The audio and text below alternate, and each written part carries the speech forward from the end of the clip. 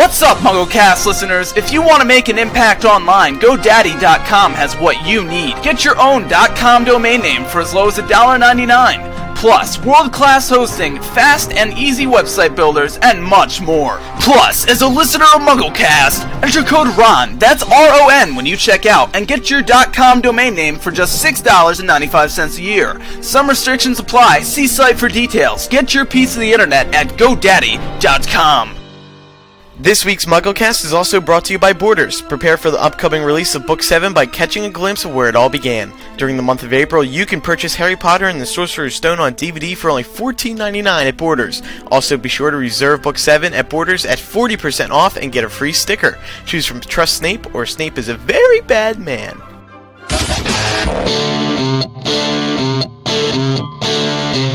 Because we lost Andrew on the Outer Banks, this is MuggleCast, episode 87 for April 15th, 2007.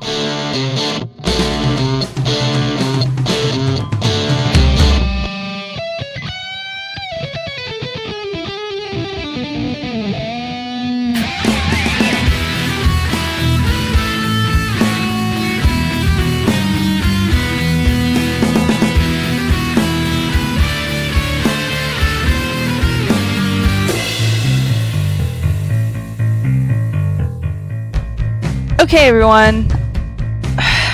I think it's time that we come clean. But do you really think so? Because it was such a joke. I really do think that we should, Jamie, because so many people were so upset about it, and I think it's just time we came out and admitted that we really didn't get the Book 7 manuscript. I would base this on one question. Would a general member of the population believe that in the 7th book, Joe would personally write that Harry slipped on a slice of carrot cake and broke his pelvis? Because if the general population number says no, then I don't think we should come clean. I think we should let people stew in their own disbelief and believe it's true and stuff.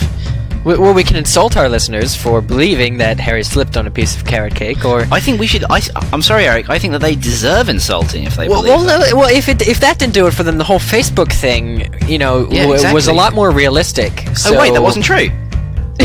Oh. Well, listen, then it is time to come. I tagged him, so I wrote in his wall, Eric. Yeah. Don't spoil the magic for me.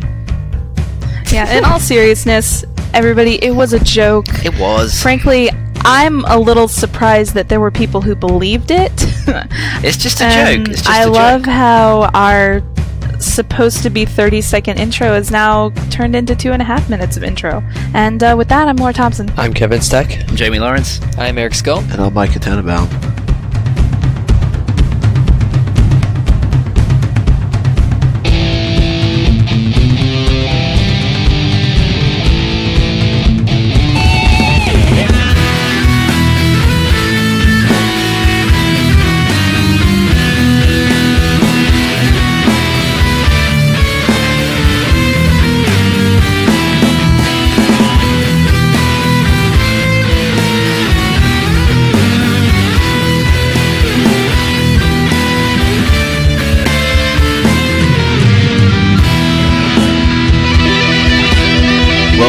There will soon be 7. That is the new ad for the Deathly Hallows marketing campaign designed by Scholastic, and it appears in the most recent edition of Entertainment Weekly. Speaking of the 7th book, back in March, Scholastic announced their promotional plans for Deathly Hallows, which included a night bus tour. Scholastic has now released the dates and locations for their 37-stop tour along the east coast of the United States. For more information, you can check out MuggleNet.com.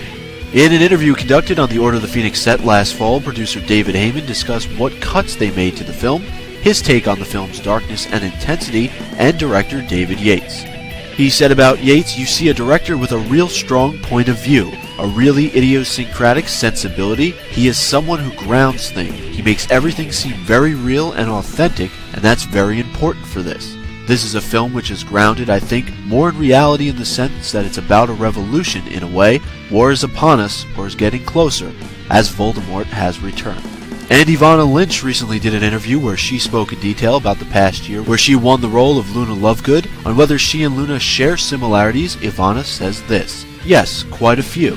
I believe that almost anything is possible if you see the possibilities rather than the obstacles. Luna has some very unconventional beliefs that need no basis of fact, and while I don't share them, I think it shows us that she won't believe things are untrue until you have some very firm evidence. There's no evidence to suggest that the crumple-horned snorkack exists, but there is no evidence to suggest that it doesn't. Therefore, she can believe in it. I think the main difference between us is that I am a lot more ambitious, and that makes me serious. Luna is so free and seems to drift along with life, dealing with everything as it comes to her.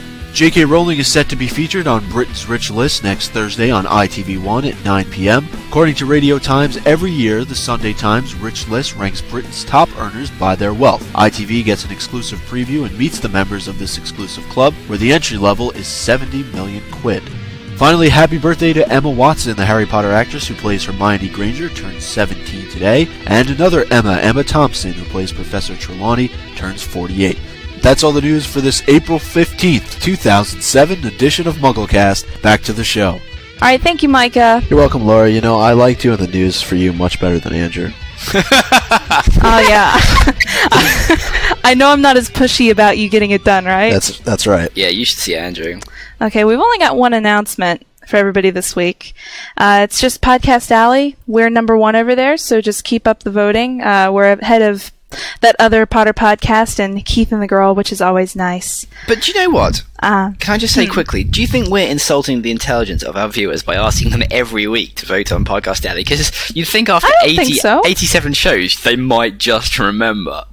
I wouldn't, honestly. No, I wouldn't. Yeah, neither would I. Totally and forget. You've noticed that when we've gone for weeks at a time without doing it, we've slowly dropped down the list, and I think it's just good to remind people every now and then. So every week, just, keep it in mind, every week, and especially at the beginning of every month, go vote at Podcast Alley. Shouldn't we add a kind of threat in there to make it seem more realistic? If you don't vote for us on Podcast Alley... Well, let's see, we have, you listen to the other Potter podcast and God Kills a Kitten. Yeah, that's God Kills a Kitten, but I think we need to take it a bit further, because, if they listen to it, it's okay, but I think if they don't vote on Podcast Alley, that's pretty serious. So God doesn't only kill the kitten, he kills its family. We will really spoil Book 7. We will really spoil Book 7. Laura, but there we go. It's just a book, though. It's just a book. He'll kill the kitten, he'll torture their family and empty their checking account, and he'll forge their signature and buy 500 quid's worth of coats from... that's... No, and speaking of dissing God, we have to say that right now in this announcement. I think we should really talk about that, actually. Yeah, definitely. That's a lot of people... Yeah, well, not tons of people, but we've gotten several emails concerning listeners who think that we are dissing Christians, and that's 100% not true. We have never on this show How could you possibly dissed say that? Christians. Yeah, we're a Harry Potter podcast. Yeah, we make jokes about Laura Mallory, and I think that if you go back and listen to previous episodes, you can clearly grasp that making fun of Laura Mallory is not making fun of other Christians, because we don't associate fanatical Christians with non-fanatical Christians.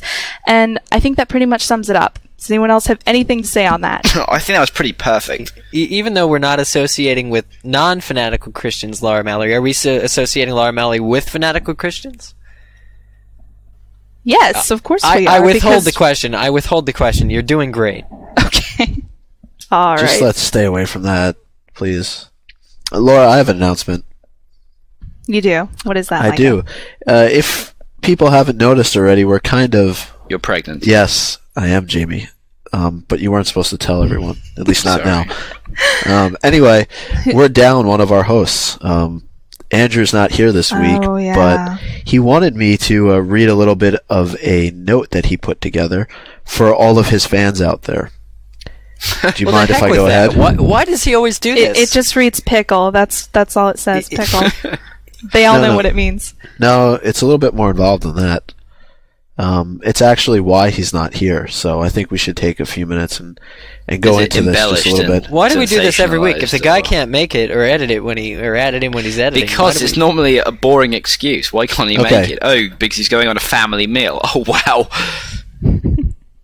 Okay, Micah, why don't you go ahead and read it? All right. It says, "Dear listeners, I deeply regret not being here on this week's show. I'm on an important business trip to track down the latest fabricated Michael Goldenberg interviews. Don't tell Micah. this. Okay. But I think it was him who tried to frame me. Always yours, Andrew. So he's having me try to implicate myself by reading his email here. That's a little bit odd. Micah, what have you been doing in your spare time? Apparently fabricating Michael Goldenberg interviews. Micah, that's your hobby. That's all you do. Okay, moving on. I think we have some rebuttals. Eric? Oh, yes, of course. Mike and I will be doing this episode's rebuttals. From Guro, age 19, from Norway. Subject is spine symbol and Greek letters. It says, hey guys, just wanted to comment on episode 85 where you talk about the symbol on the spine of the UK children's edition of the 7th book, and Mikey said that it was a circle and a perfect triangle. This is probably true, however I think he overlooked that it can also be a combination of the two Greek letters, delta and Phi. It's Phi. Phi. Yes, I thought it was Phi. I think this is the case because of the straight line across the circle. Now, what does that mean, you say? Well, Phi is related to wisdom, as anyone who have read the Da Vinci Code will tell you. Absolutely. Very true. And delta is, Jamie, you're a big Dan Brown fan, I hear. I am quite a big Dan. And delta is, as I'm sure most of you know, related to math. However, delta is also the symbol used in legal shorthand for the defended. This may not mean anything, just thought I should point it out.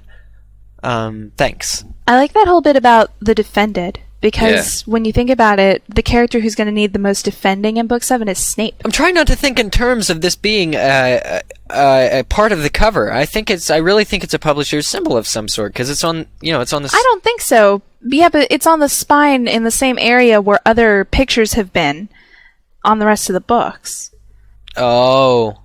Okay, then I'm completely wrong. That is true. Phi is actually very interesting in the Da Vinci Code. For those people who haven't read it, let me just completely spoil it by saying that Robert Langdon, the main character, talks about the symbol Phi and its relation in sort of physics, biology, and he says that sort of the relation between female and male honeybees in the community is 618. I thought it was 3 point something. No, that's pi. 3.14, but no, I mean, I love Da Vinci Code. I actually prefer Angels and Demons, but 1.618 I think it is. You're right, Jamie, and it's the relation... and its relation between honeybees and bees and male bees in their community, and it's sort of the relation, and it's the ratio for shells, the sort of inner thing of the shell, and stuff like that. And it's very interesting, and I encourage people to read it. And that's my check from Dan Brown's publishing company, as well as from Fox last week for Prison Break references. So, really? I'll cut in on some of that action. The male, the proportionate human. Sorry. The proportionate human is also divisible at body length and things by Phi, so it's quite cool. But no, the symbols on the spines of the UK editions. The first book had. Oh, now I'm forgetting it. Well, the second book, at any rate, had Hedwig in her cage. The third one had the Grim. The fourth one had yet another owl, actually. Book 5, Order of the Phoenix in UK, had the Feather of the Phoenix. And Book 6 had Marvolo Gaunt's ring. Or the Gaunt ring, presumably. That's interesting. Yeah. I like especially that Gaunt's ring was on the spine of Half-Blood Prince, because it goes to show that they're really putting important aspects from the books on the spine. So I think that this symbol definitely is going to play a role in the book. I don't have a question about it. All right. Next rebuttal comes from Azel. Is that right? I hope so. Azel. I think so. Yeah. 27 from Texas. She writes in about the prophecy. So a little bit unrelated to our Book 7 discussion, but she comes up with a pretty cool idea. She said, I thought of this while listening to one of your casts a couple weeks ago when Jamie was talking about tying Voldemort to a chair and Avada Kedavraing him. Why does Harry have to do that? I have an off-the-wall theory regarding the prophecy given to Dumbledore during Trelawney's interview. It starts with, quote, the one with the power to vanquish the Dark Lord approaches, end quote. What is curious to me about this is that she said the word approaches and then pauses. Could she have been talking about another person besides the chosen one? If you think about it, two people were approaching that room at the very moment. Snape and Dumbledore's brother. I thought it would be interesting if the prophecy was meant for Harry, but that first sentence was meant for another, who will help Harry in the end. Let me know your thoughts, even if you think I'm an idiot. That is the hottest thing I have ever heard in Yeah. my life. That is, oh my god, this room is just You're risen definitely not an 25 idiot. degrees. Yeah, you're an idiot. That's actually so true. It's clearly got to be right just because it's so awesome. That's actually brilliant. Well done. Please come over here so I can hug you because that was So what? awesome. Snape and Aberforth Dumbledore, presumably Snape by the ear, were approaching the room. Yeah, the power, the one with the power to vanquish the Dark Lord approaches the room. Oh my god! I wish I was that clever. And I mean, what's great about it is she's right. There's a pause between the two thoughts. Yeah, they really are. So they might not be related. Yeah, what's the next That is sentence then? brilliant. Born to those who thrice defied It's him. born to those who thrice defied him. Yeah. God, that is what? absolute I think she renames. genius. Yeah, well, if there are two nouns there, if she refers to someone, if she uses a different term to describe Harry right then and there, then it's definite, I think. Because doesn't she say born to those? Can we have a moment's silence for this? Because Born to those who thrice defied him. Born as the seventh month dies. and the Dark Lord will Can't remember the whole. will And the Dark Lord brand will him mark as him equal. as his Mark equal. him as He will have the power the Dark Lord knows not. Power the Dark Lord knows not. So actually, she only uses the word one in reference to the person who can defeat the Dark Lord once. She doesn't use it multiple Approaches, times. that is Yeah, so it's good. it's a pretty interesting. Oh my God. Can we have a collective? Oh God! That's unbelievable. Oh God. I really like this, though. I think this is a great theory because that's actually brilliant. Absolutely brilliant. I think I've always thought there's more to the prophecy. I think we all have, and Joe said that she worded it very carefully She with did, yeah. Trelawney. So it's It very clearly possible. isn't Trelawney though, because she's useless. So it has to be Snape. All Trelawney does is drink sherry. You know, No. What's she gonna do? What I was saying is that she worded it when she wrote it Yeah. carefully She did. with Trelawney. Not that Trelawney Trelawney. stumbles too. Eric, do you think it's a kind of Pirates of the Caribbean thing when Harry's going to be fighting Voldemort in the sort of blacksmith's yard, and then Trelawney's going to be sitting there asleep, and just as Voldemort steps backwards, she's going to grab her bottle and just smash him over the head. And And then swear. right after that, Jamie, she'll say, "But why is the sherry gone?" So she will, yes, exactly. Next rebuttal comes from Tiffany, 24, of Australia. She said, "Hi, MuggleCasters. Love the dumb jokes." I don't think our jokes are dumb, do you? Dumb? No, Love the topics. Love the show.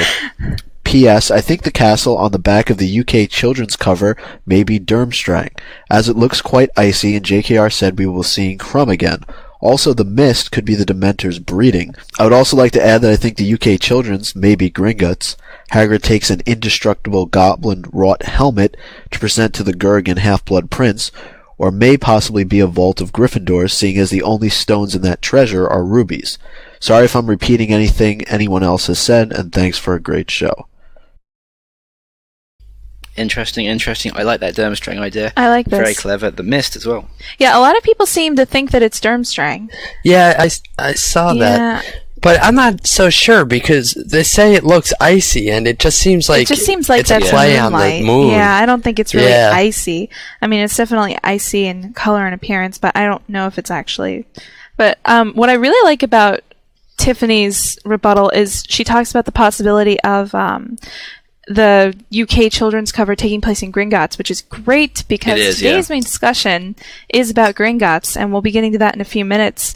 Does anyone else have anything to say on this one, or should we move on? Well, didn't we talk about on a previous show that we thought that treasure had to be at Gringotts because it had Yeah. and I think that's a pretty safe definitely had to conclusion. look. It's and Gringotts has always been hyped up. It has actually no, not really hyped up, but she made it. but highlighted. Yeah, exactly. Yeah, And- she made a point and in putting Joe it in, made yeah.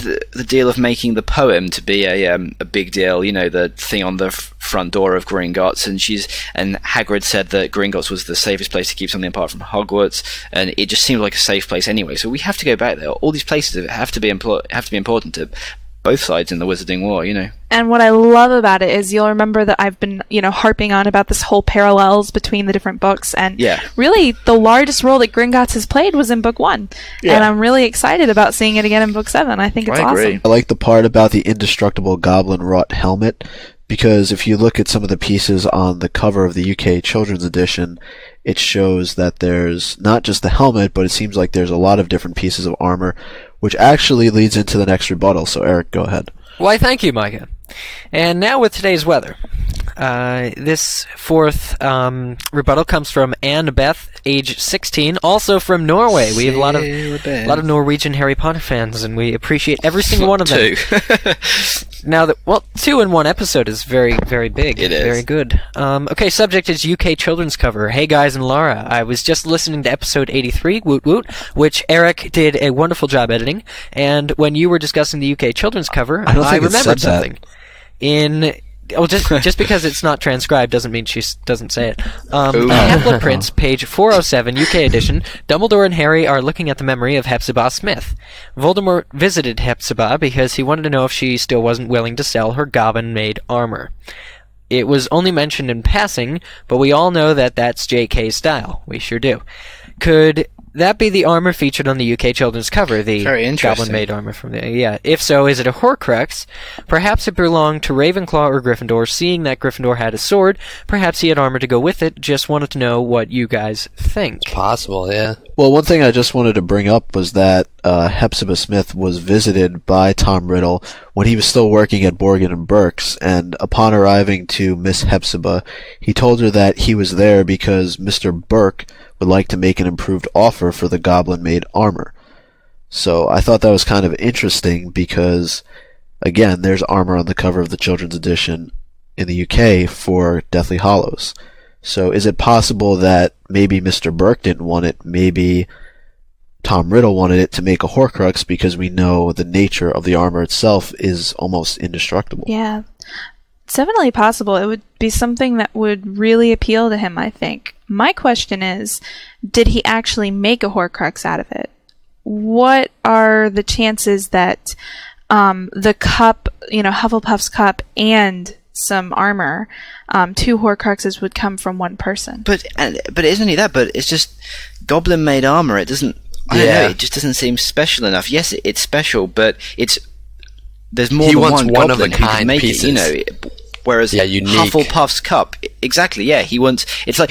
Pokemon reference, that the 3 legendary birds in the game, you could only catch one of them once. You had one chance to catch them, and if you missed would it that be Zapdos, Molestere, or Moltres, and...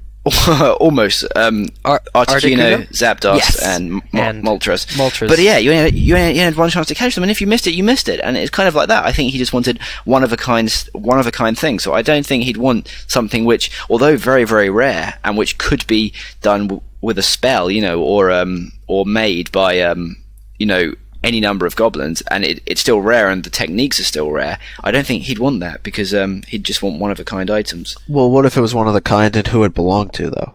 We don't know who the armor belonged to. Yeah, that's true. I think it's also possible that even if he ended up not making it into a Horcrux, he might have been considering it. Yeah, that is true. Like, maybe he thought about doing that, and then as time went on, he thought he wanted to be a little more selective about the items he chose. Yeah. Yes? No? Maybe? Yeah. And also, it's dependent. I mean, I'm willing to believe that maybe it was actually Borgin that or Mr. Burke that wanted this. Maybe potentially, just because of its retail value. But also about what Laura was asking regarding would he take 2 things from the same founder, the same person? I think kind of it might have been desperation if he did. What he can get his hands on of the 4 founders, because obviously anything Hogwartsian is kind of special to him.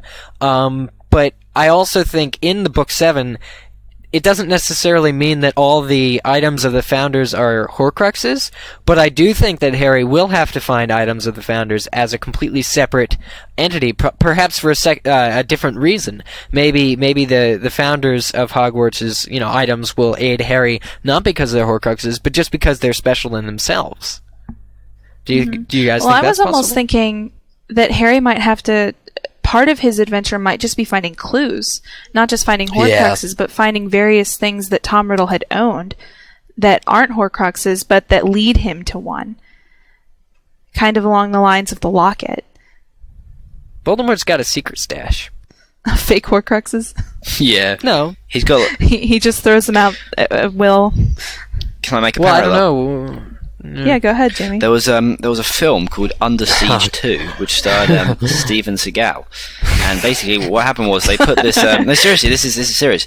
They put this satellite into orbit, and this satellite could blast any location on Earth with like a power of like GoldenEye.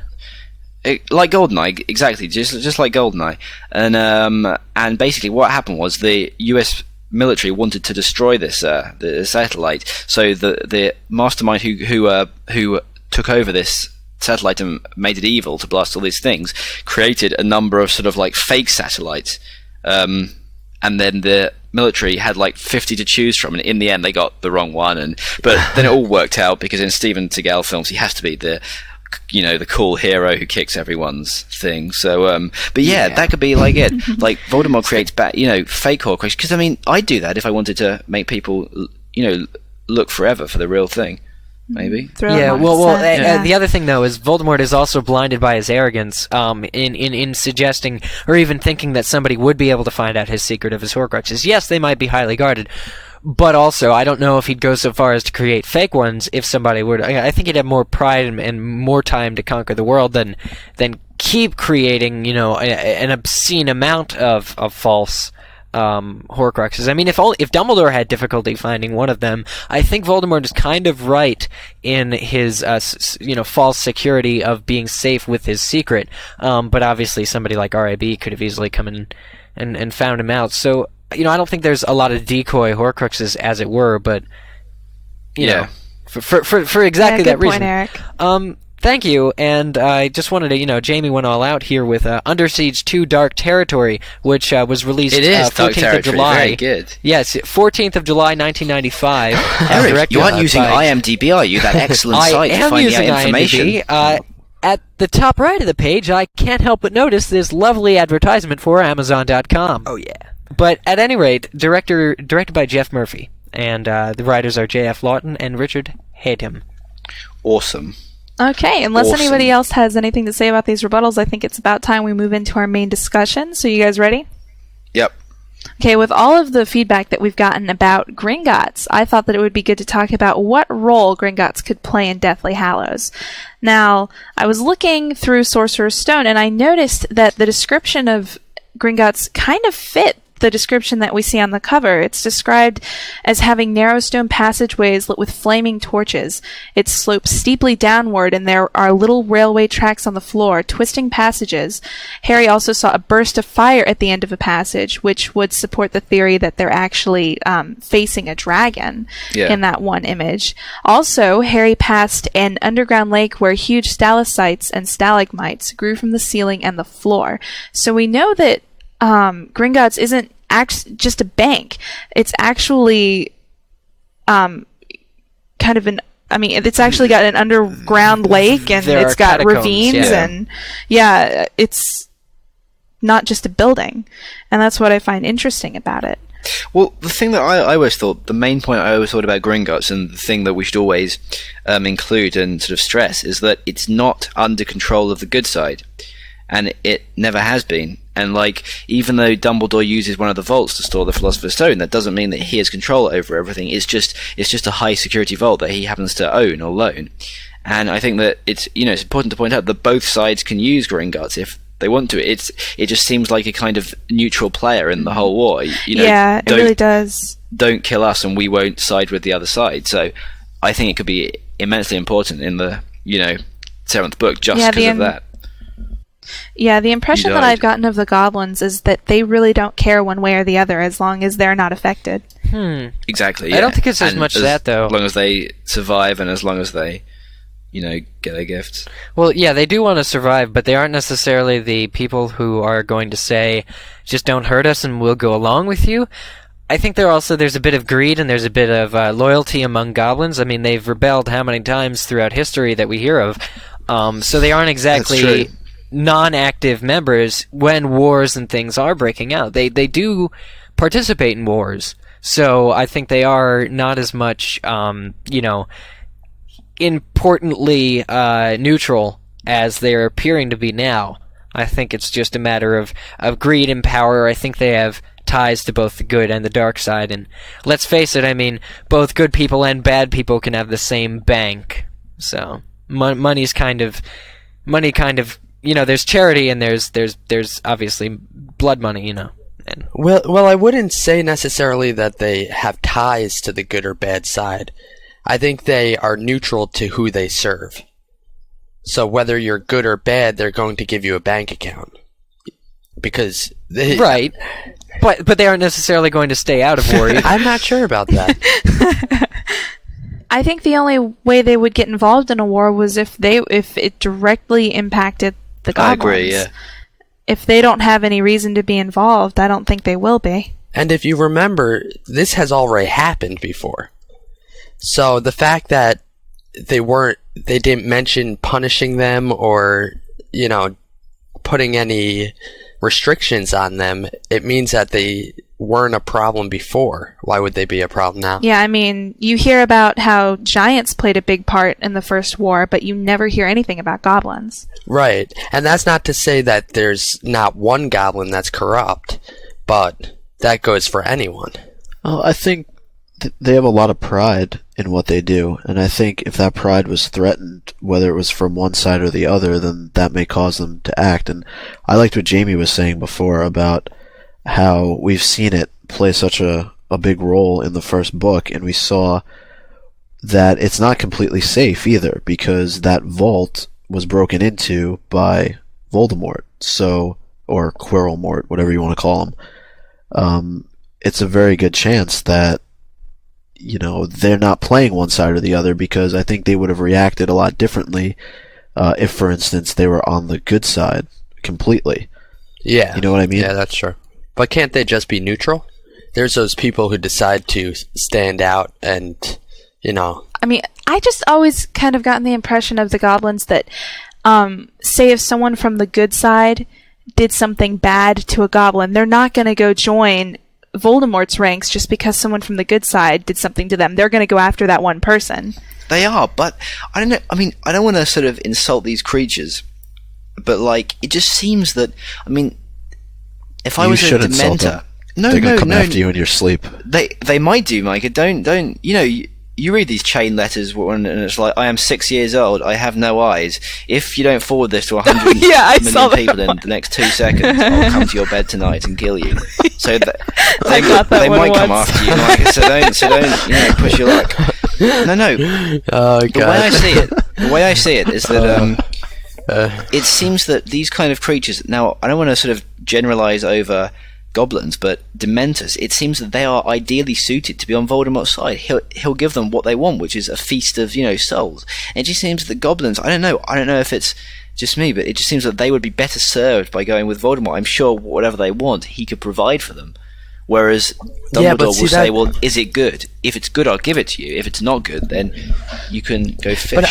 But that's what I'm saying. I don't think it's about good or bad with them. I think it's about money. What they want. Exactly, it is. Yeah, I agree. So they're completely neutral so long as they get money. They could care less if it's Voldemort's vault or Harry Potter's. It doesn't matter so long as money is going in it. I mean, whenever I consider the goblins, I think of a very proud culture and a group of people or a group of creatures that would not take kindly to being seen as a group that would need an outside influence to give them what they wanted. I think they're very self-sufficient, and they want to earn what they can get for themselves, not have someone give it to them.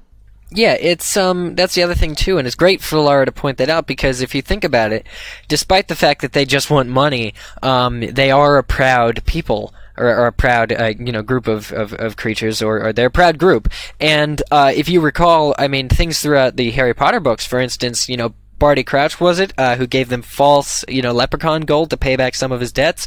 Things like that earn ministry officials, if anything, if not just humans, very bad reps, and very, if somebody's unreliable. I think Voldemort, if he can not just, give them business, but show that he is in some ways more true to his word, at least, that might be respectable. Because we're coming down to the 7th book, where we have to understand where the ministry has screwed up in terms of being effective or not effective, and treating other people as they should be treated. I've always wondered... You know, so I mean, yeah. Sorry, Eric, I didn't mean to cut you off, but I've always wondered what exactly is so frightening about goblins, because you were talking about Barty Crouch Jr., and I specifically... No, Senior. Or Senior, excuse me. And I specifically remember him being very nervous around the goblins. Like, generally, if you give someone fake money and you're not afraid of them, you're not going to be trying to avoid them.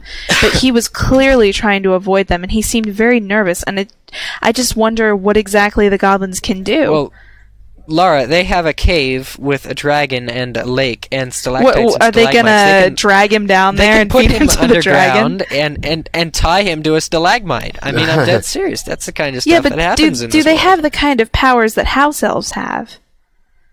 Because we know that house elves, we've never really seen a goblin exhibit power. Well, take a look at the vault then. The special vault, 713, Dumbledore's vault, by the way, which the Sorcerer's Stone was kept in. I think it was at least, it was in the book.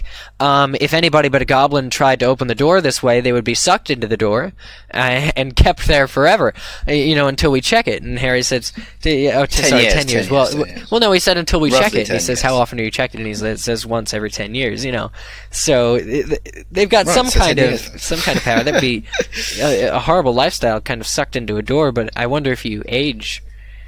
I don't know. I think it would be I'd quite rather see exciting. Jumanji, really, when he gets sucked into the board game and lives in the jungle for... Well, I'd rather see Jumanji. No. Now, Eric, in Jumanji, that Hunter Van Pelt, he could have beaten him easily. That gun that he was using, if he just thrown a barrel of water on it or something, it was so old, it would have jammed or something. He could have taken him down easily. It was so annoying watching him. It was like, Van Pelt. Actually, the same guy who played the Hunter Van Pelt also played Robin Williams' father as a child, Yeah. The actor Jonathan awesome, Hyde. really? That's Jumanji, which premiered 15th of December 1995. Thanks to the IMDb for that as well. Eric, it was kind of interesting that you brought up the whole quote, where Griphook said, if anyone but a Gringotts goblin tried that, they'd be stuck through the door and trapped in there. I think that's interesting because if you look at the UK Children's Edition cover, we've been talking about how it looks like they're being drug in somewhere. What if they're being sucked into a vault? Oh, wow, that'd be funny. We touched the door. We shouldn't have touched the door. That's interesting. Oh, let us hope that in this... You think that Harry would be cleverer you really than would. that, You would, but now I can just see it. Like, we have, halfway through the book, we have 10 years later when the goblins finally come to check the vault. You know what? That's more clever than I thought. In episode 83, didn't we talk about how it looked like a vault or an archway or something? Yeah. And there was obviously treasure, so it would make sense that it was a Gringotts vault, but maybe they were being sucked out of it. Or sucked into the door, which would really suck for the ending of the series. But, How would I think a Muggle would fare better in there than a wizard because at least we have cell phones. Yeah, but they've got nothing. Would you get cell signal? Although I doubt you get much reception. Underneath No, London. no, they it have, depends on how overloaded London is with cell phones and how deeply the. Well, that's true. Yeah, but Gringotts must install a Vodafone mast, inside their building, just so people can get signal down in the vaults, because it would be a bit unfair if you couldn't. I think. Or there's Wi-Fi, free Wi-Fi down in the vaults. I think that's it. Yeah, free Wi-Fi. So when you're down there, you can surf and. If they are being sucked into a vault, whose do you think it is? I was thinking maybe Hepzibah Smith. It has to be one of the special ones. We were talking about how she had a lot of treasure. She has a lot of treasure. Yeah. Goblin-made armor. I mean, it could very well be hers. What if they go there looking for something that they thought Riddle might have used or wanted to use? You know what I just thought? A brilliant thought just occurred to me. If they were to take an image, well, you tell me if it's a brilliant thought anyway. If they were to take a photograph of somebody, say who has another photograph, for instance, with them in their pockets, such as, wallet photographs, for instance, if they move, etc., and they were able to get sucked into a door, couldn't they then use that portrait to either travel themselves to the other person's portrait, which would be outside of the door of the vault, or tell the person inside to transfer to their portrait and get some serious help? I guess it all depends on if you actually carry around a portrait, because I've never heard of having like a wallet-sized, picture that was, It's true. portrait. Well, photographs move, but we don't know if Yeah. photographs are separate from portraits in that they can visit their other subjects that are... Well, I mean, It's we know they interesting, but I can thought leave, when- but the only personality we've seen have been from portraits.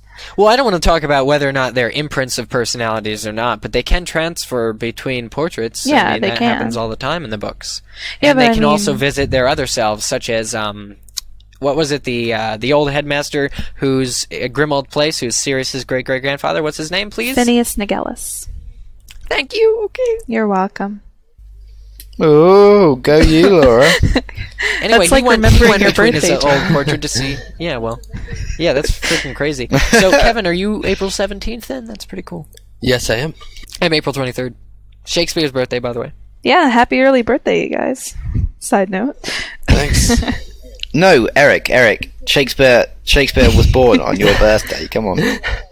Do you think, though, I mean, just kind of talking about what Eric was saying, trying to get help, do you think that even if you somehow manage to alert, a friend or someone in your family, could they get you out? Would the goblins even let you out? I'm sure they would. Do you think so, though? Because they're the only ones who can do it. Yeah, but And Well, they must do. Think of the, I don't know, the claim if they didn't let you out. Like, you could sue them for so much money. But how could you even prove that someone was locked in there? Well, you'd say, go and open it, and if there isn't someone in there, I'll give you but some they money. say they only check it every 10 years. No, but they only check it every 10 years if, no one says anything.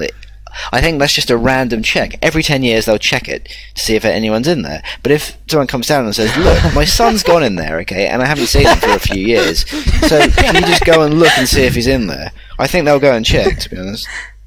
I don't know. I just have a hard time believing I that think they it's might be a reluctant. vault. Like, the problem with it is because of the sky that's behind. It looks like the same sky. We said it a million times. It's on the U.S. cover. Yeah, it does. I mean, it definitely does. It could it could be the color of the inside of the vault. I know that whenever they opened Harry's vault, green smoke came out. So, I mean, what if we have various different colors of smoke that come out of the vaults when we That's open them? interesting. Maybe? Yeah. That's interesting, yeah. Going back to what you said before, though, about whose vault might it be, I mean, there's a couple of different things that look like cups that are in that treasure there, including one that's right above the helmet. If you look sort of right above the helmet on the left-hand side. So maybe that's her cup. Well, cups maybe are a he's very going for important Horcrux. thing. I mean, if you're going to make something useful out of gold, why shouldn't it be a goblet, Well, my point is the Horcrux that's supposed to be Hufflepuff's cup. But it actually could also be a Grail reference, of course, to Indiana Jones and the Last Crusade, per se, where at the end he has to they're riding choose, around Gringotts on those choose little carts. wisely. But It could also be a reference to all of the Arthurian legend we've been talking That's very about, true. right, Micah? Yeah. Very true. possibly. So, I don't know. But you think that's a bit more likely, right, Eric? Well, no, Indiana Jones and the Last Crusade was about the Arthurian legend, and what was it, Peter or Christopher, who stayed behind and guarded the Grail? Who are you talking about? I don't know, but the guy who guarded the Grail, and so In what? he chose poorly. And, That in knight. anything, That's got to be the Indiana Jones. suckiest job ever. Oh my god. But he had immortality and he had faith, so Jamie, don't mock it. Eric, it doesn't matter if you have immortality and faith. When you're stuck in a room for 3,000 years with a load of cups, seriously, there's no worse life ever. So kind of backtracking here and talking about the possibility of Voldemort, or, the trio going to Gringotts to find something of Voldemort's. Do you think it's possible that he would have actually hidden a Horcrux Yes. in Gringotts? What, Voldemort? Where do you... Why not? Yeah, I mean, where do you think It's he'd the hide safest it? I mean, place. there's definitely... No, I'm not saying no. I'm saying that there's a large number of underground natural places, like, the lakes and And the a vault. ravines. Well, it's important to think. It's important to know that Voldemort has already been to Gringotts, and remember that because Voldemort has been to Gringotts before. He was with Quirrell trying to break into Vault Was he? 713. I Yes, thought he was. Quirrell hadn't been possessed by then. Because I think Quirrell it was after wasn't his wearing. failure.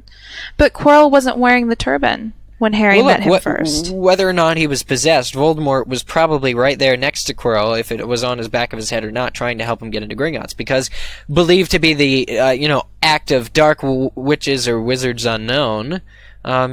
It's serious, Quirrell wasn't sucked into the door, so I'd like to think that Voldemort had some kind of aid in that, as Quirrell is supposed to really be a bumbling fool. But he turned out not to be.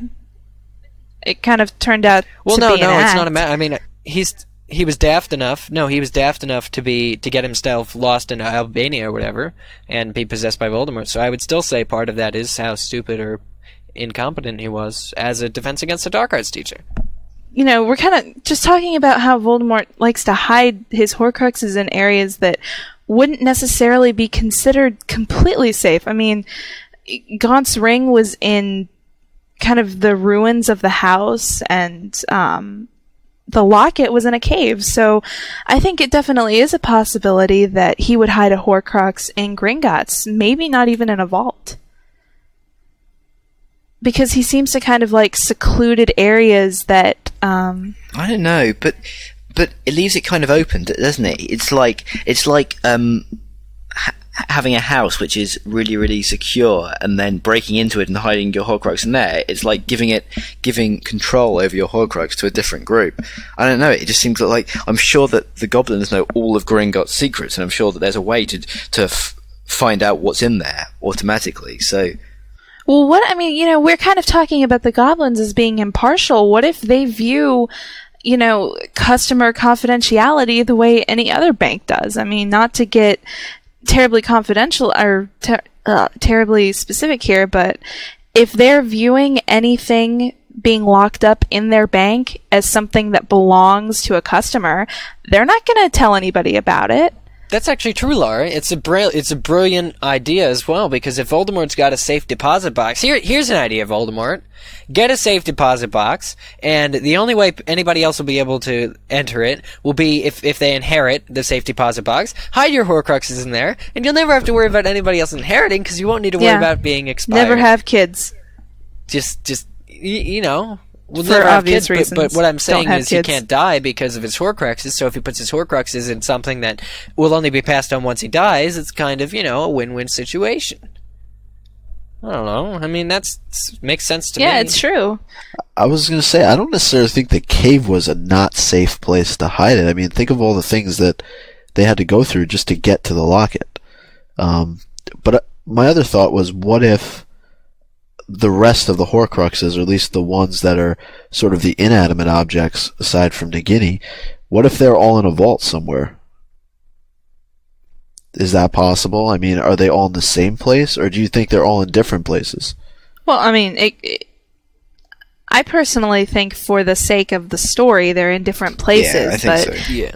That's not to say that in reality they couldn't all be together, but I think the way Voldemort operates is he doesn't want, at least in my opinion, he wouldn't want to make it completely impossible to find a Horcrux, because in that way, if he makes it so that there is a way to get to them, like there was in the cave, when someone doesn't, it's like saying he is intellectually superior. Exactly. And he has beaten that person. So I don't think he's going to go out of his way to make it impossible to find his Horcruxes. And also, people like... Because he wants to watch someone try and fail. No, but more than that, he wants to see somebody succeed. He wants to have an equal, but he doesn't want to have an equal. He wants to have somebody who can solve the thing and then go on to beat them. It's like all people are, in power. You want somebody who's as powerful as you, or almost as powerful as you, so that you can... otherwise you're bored. Otherwise you're bored and you can of beat dominating. everyone. Yeah, exactly. It's hubris. So kind of hubris. taking what you just said, Jamie, isn't it kind of creepy that Harry's sort of doing what Voldemort wants? Exactly, yeah, it is. I think, why would you... If you honestly wanted no one to find your Horcruxes, now Voldemort isn't stupid, and I know that Dumbledore says that he's attracted to power and he wanted Horcruxes that were symbolic and, special objects, but if he wanted people not to find his Horcruxes, he would have made them old tin cans and buried them 500 meters below the ground, As a wizard, he could make his Horcruxes unfindable if he wanted them to, but clearly he hides them under mazes, with loads of challenges, so that people, if they're worthy, can find them. I don't know perhaps he's looking for a successor one day. You know, it's like again, a Dan Brown reference in the Da Vinci Code. The cryptographer Sophie talks about self-authorizing code. If you're smart enough to read it, then you're smart enough to know what it says. You know, so it's kind of like that. If you're smart enough to find out where his Horcruxes are and beat them, then you're smart enough to defeat Voldemort. Perhaps it's like that. Yeah. Or the clues, you know, that the traps and things are only as smart as those who create them. Well, exactly. Or set them. You know, so, yeah, I think you're right in that. I think you're right, definitely. Well, I think the person would have to obviously find out first that he's created Horcruxes. I mean, think about how much Harry had to go through just to be 100% sure that that's how Voldemort was able to stay alive. That was Dumbledore's process, Yeah, but actually. think about that. If you don't even solve that initial piece, you can't even begin your quest to destroy them. Then you don't even know where to begin to look. Well, I mean, it's still such a mystery to you then why Harry has a scar. I mean, besides the prophecy, why Voldemort just is not killed and why he exists in such minimal soul form when he loses his body. If you don't even know about Horcruxes, as I presume most people don't, then you're right. That's the first puzzle piece. And we saw Dumbledore piece the things together from hearing Harry talk about the diary in year 2 to kind of really seeing these living entities as potential, Horcruxes, and then further tracing things back. 3 cheers for Dumbledore, man. Seriously, what the... that's... Yeah. Some good detective work. That's some good detective work. Dumbledore's the real H.P. Sleuth, I'll tell you that. Kind of moving on, everybody had kind of been speculating that perhaps the UK cover depicted the trio coming back from the setting that we see in the US cover because the skies are the same color. Now, this kind of led me to wonder exactly when in the book does this scene take place? Like, is this the final showdown, which would take place at Gringotts, or is this the middle of the book? Where do we think this is? I don't know if I could take the last confrontation is going to be in Gringotts. I want it to be somewhere a bit more... I mean, I think Gringotts is important, but something a bit more symbolic. Well, then again... I think it would be more towards the middle, actually. I think it depends on... That's what I've been thinking. If it's Gringotts, I think it'll definitely be more towards the middle of the book. I think it depends on where the book is heading, though. I mean, if you think... Because I had seen an interview once of this, of a kid who... who had developed a friendship with J.K. Rowling and wrote letters back and forth. And it must have been on Oprah or something, but he had said that he wrote letters back and forth and tried to guess the ending of the books. And he shared J.K.R.'s sincere, kind of nodding her head when he said to her that he thought the Muggles were going to find out about the Wizarding World. So it depends on the direction Book 7 takes, because if you're thinking about if Book 7 is headed in the direction where Muggles find out about wizards, then actually an end battle being underneath London is kind of climactic enough for me, I think. If if you want to really take it like that. That's a good point, actually, but just one last thing that I wanted to add was that the trio's actually on the UK edition, which kind of leads me to believe that scene would be more towards the middle of the book, because I'm a firm believer that Harry has to face Voldemort on his own. And that's the one thing that always kind of threw me off of thinking they were coming back from whatever setting we see on the US cover, because I don't think they're going to be there at the end. I mean, are they... But is that because they're standing by eating plum cake, or is that that's because right before they're Harry slips dead? And cracks his pelvis? Yeah, on that carrot but cake. One thing I've always wondered about this scene was, could you take it and make it so they're falling down as opposed to being pulled through? What? Yeah, into the arch, you mean? As in being thrown out. If you if you're looking at this on a computer, say you took your computer and flipped it. If you think that Harry's face is pointing skyward, that's what I'm saying. Are they falling down? So it's like you look at it like a vertical, completely downward view, as opposed to, I see what you're talking about. Well, what would that change? It would change because they're about to land on some sharp gold cups. It would be that they would falling into the ground as opposed to being pulled through something that's standing upright. That makes me excited because it gives me another parallel about how they fell through the trapdoor. I love it. Sorry. I'm a dork. Don't make fun of me. Also magical. Yeah. It really is. So, you think we've pretty much covered this, everybody? I think so. Covered Gringotts to death. Okay, and now we go to our segment that we came up with a few weeks ago for the special show, which hopefully we're going to introduce a couple of times. We're going to do Making a Connection, where I name a random thing and then each of the hosts have to make a connection between that thing and Harry Potter. Kevin, yours is the curtains as a fire hazard and Harry Potter. Oh, well, that's obvious, because a veil can light on fire with all the torches around in the veil room and stuff.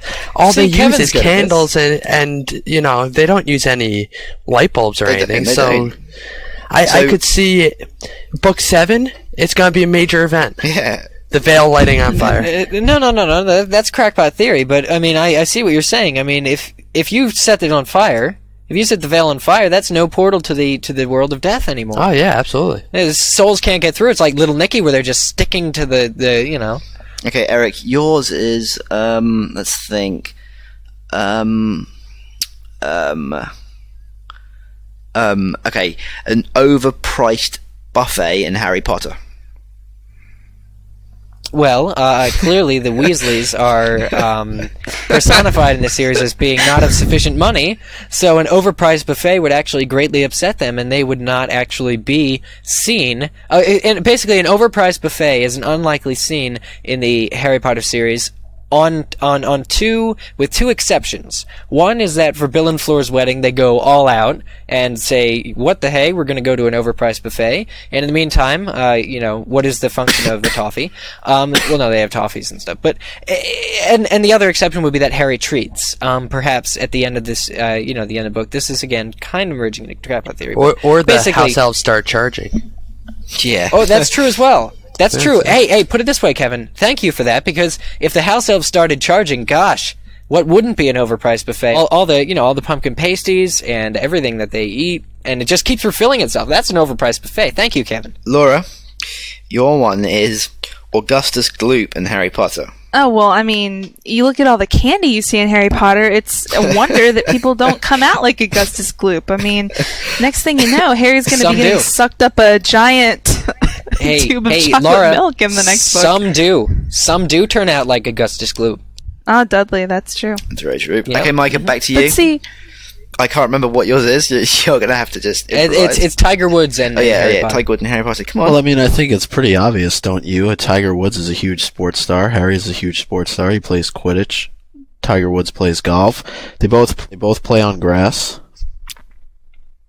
Or Harry plays over grass, I guess. But I think that's you know, Harry's won a few trophies in his time, and Tiger Woods has won his fair share as well. So. There's just one detail I would have liked for you to mention as well. Small balls. Oh my god. No, Jamie. Listen, no, small balls. No, they both play a sport involving and centralized around small balls. Yes. The snitch is the most important ball in Quidditch, and golf is very small. In fact, the snitch, if I'm not mistaken, is described as being shaped the size of a golf ball. Well, why don't you use that as your comparison? When you see Eric, do you know in Philosopher's Stone when Harry first went to play Quidditch and Oliver Wood didn't want to lose the golden snitch, so he threw a load of golf balls around, and Harry caught them all. Well, when Tiger Woods first played golf, they got out a golden snitch and he hit it and it flew away and they couldn't find it. Well, that's good. That's a great story to end on for me, because I've actually got to get going. Well, Eric, thank you for joining us. Bye, Eric. Oh, you're so yourself. Yep. Okay. Night, everybody, and take care and everything. And also, the Kiwis say it here. Cheers. Cheers. Bye-bye. Cheers. From there, we're going to move on to Chicken Soup for the MuggleCast Soul. This one comes from Chris22. He's located on the Atlantic Ocean, and he writes, on it? Hey, MuggleCast. He lives on the Atlantic Ocean. He does, actually, Jamie. Listen to the email. He can walk on water. He just lives there. Okay, sorry, go. I've been a pretty big fan of you guys for a while now, and I have never missed an episode until a couple of months ago. I'm in the Navy, and right now my ship is sailing the Atlantic. I barely get access to the internet, and I get no access to the weekly podcasts. The only thing that is keeping me from going insane is my iPod packed with past episodes that you guys have done. Only 2 of my co-workers are into Harry Potter and MuggleCast as much as I am, but we work opposite shifts, giving us no time at all to mention the boy wizard's name to each other. Well, I just wanted to write you guys, while the internet is still up and working, to let you know that you are missed. When I come back to land, I will not hesitate to download all the missed episodes. Take care. Aww. Does he receive mail? I wonder if we can't just... Yeah, he does. I wrote him back, actually. Because I wonder But if we he can't does. send him a couple DVDs with just episodes on it. Oh, that would be a good idea. Let us know, Sorry, Chris. Let us know if we how can. does he receive we the can do mail? that for you How does he receive the mail? They actually fly it in, I believe. by owl. Wow, yeah. No. One person just built an awesome paper aeroplane and he puts it all on there and just throws it as hard as he can and it just gets Well, to the there was boat. an amazing invention in like the last century called an aeroplane. Never heard of that. And what What's it happened? do? Is it good? It actually flies. No. Do you not have those in Britain? Only birds can Yeah. do that.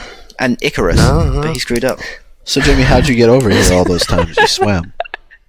Well, I flapped my He flapped arms his as hard as arms I can. really hard. Yeah, I just got lucky. Thank you, Chris, and you take care. Definitely. Thanks for writing. Thank you. Yeah, and I'm pretty sure that wraps up this week's show. As always, Skype the username MuggleCast, and I can't even do this. I can't even do it. I don't know how he does Jamie it. I think he must pull It up doesn't have to be truthful information. Just be like, if you want to leave if you want to leave a voicemail, Skype the username MuggleCast. Please keep your message under 30 seconds and eliminate as much background noise as possible. As If you're in the UK, possible. dial 12127864321. If you're in the US, dial 028-024-20 magic. If you're in Australia, dial 476-5927. And yes, please call soon. Or you can go on I don't Frapper think and you gave the right no, I numbers, didn't. Jamie. I just made those up. For our communities, you go on Facebook, MySpace, or Frapper. Please see us because we love hearing from you guys. We've got over 6,000 friends on MySpace now, so please add us and we will add you back. Thank you very much. I'm Angie Even though Sims. we won't Wow, I got really. so into that. No. And for those of you who are really wondering what the numbers were, in the US that's 1, 2, and 8, 20 magic. In the United Kingdom, that's 020-8144-0677. And if you're down under, that's going to be 02800356668. Also, do not forget to vote for us at Podcast Alley, and please review us at Yahoo Podcasts. I think that pretty much wraps up all the closing announcements. So with that, I'm Laura Thompson. I'm Jamie Lawrence. I'm Kevin Stack. And I'm Micah Tannenbaum.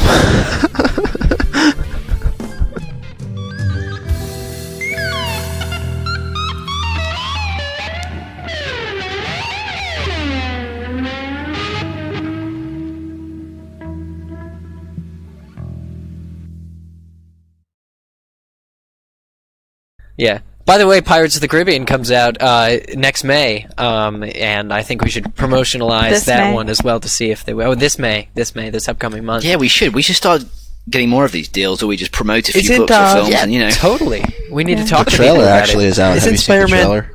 I haven't seen Oh, the it trailer. looks so I'm going to go on awesome. Internet Movie Gosh. Database. That is I'm so imdb.com. imdb.com. I'm going to go Johnny on Depp. Internet Movie Database to check out that trailer. With Apple QuickTime. I'm going to view Apple QuickTime while Okay. checking out the trailer on IMDb of Pirates of the Caribbean. How do you view Apple QuickTime, distributed Eric? by- How do you view? Can you view QuickTime on a normal computer, or do you need a specialist Apple Mac, which you can buy from Apple.com? I hear. I'm not sure though. I think you get a discount for being in education, but I'm not sure at all. Well, Are you sure? Do you know? Jamie, as a matter of fact, I'm working off a PC, Dell XPS M140 laptop, Oh, which I they're good, I purchased. hear. They're very good, I hear. last August. Very good. Yeah, Very good. they are quite good, quite economic, and it actually works overseas as well. Yeah. You only need a small Wow. adapter, nothing Wow. as And, far as voltage converters.